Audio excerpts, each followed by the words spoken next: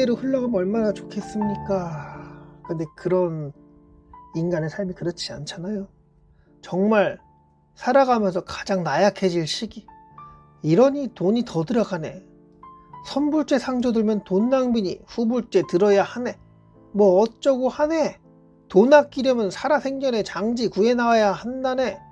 이런 여러 이야기들은 이성적인 판단에 의해 멀쩡한 상태일 때나 할 수 있는 판단이라 보입니다.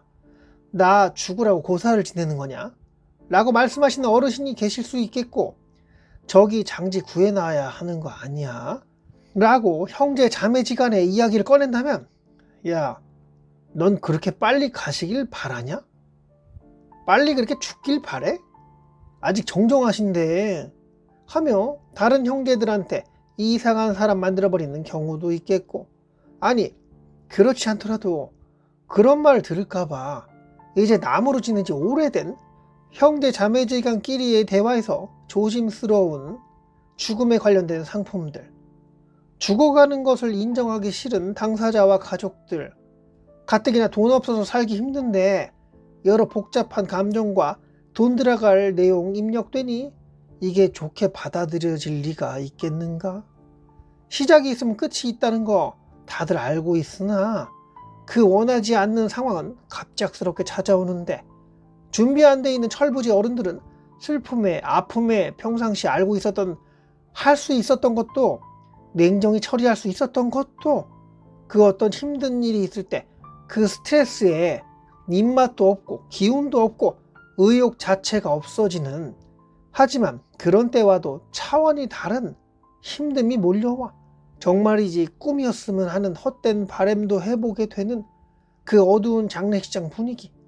세상은 왜 내가 사랑하는 사람을 이렇게 일찍 데려갔으며 왜 이렇게 고통을 주는지 그렇게 믿었던 신을 원망도 하게 되는 그런 날에, 누군가는 장례 절차와 조문 오신 분들을 챙기고 여러 잡일에 장례식장 관계자와도 소통을 해야 하는데, 아무리 친척지간일지라도 사촌지간일지라도 그들이 장례를 치러봤으면 뭐 얼마나 경험해봤겠는가. 생길 수 있는 여러 변수, 그렇다고 뭐 대단히 큰일이 생기진 않겠으나 힘든 유족들이 크게 신경 쓰지 않을 만큼의 지식과 경험을 가진, 예전에 어릴 적에 그 어려운 분, 큰아버지가 되었던 할아버지가 되었던, 제사상에 반찬과 과일과 떡과 생선은 이런 방향으로 놔야 한다고 하셨던, 수저랑 젓가락은 이렇게 놔야지 누가 이랬느냐 하고 잔소리 하셨던, 제사가 끝나지도 않았는데 제사상에 올려진 깐 밤을 집어먹으려 들었던 그 어린아이에게 엄청나게 꾸짖어서 크게 울렸던, 그래서 할아버지 왜 그래? 하며 늙으면 저렇게 표독스러워진다는 뒷얘기까지 들었던, 가까이 가기엔 참으로 불편하고 어려웠던, 자꾸만 잔소리만 늘어놓던 그 어르신 생각이 나는 건 아무래도 장례에 대해 많이 알고 계셔서 그런 거겠지? 장례식장에 그 어르신이 만약에 계셨으면 그러면 많은 일들을 대신 해주셨을 것이고 마음 또한 그나마 놓였을 텐데, 자, 제가 그냥 그럴지도 모르겠다는 생각이 떠들어 봤는데, 상조 가입하면 돈 들어가는 거 맞아요.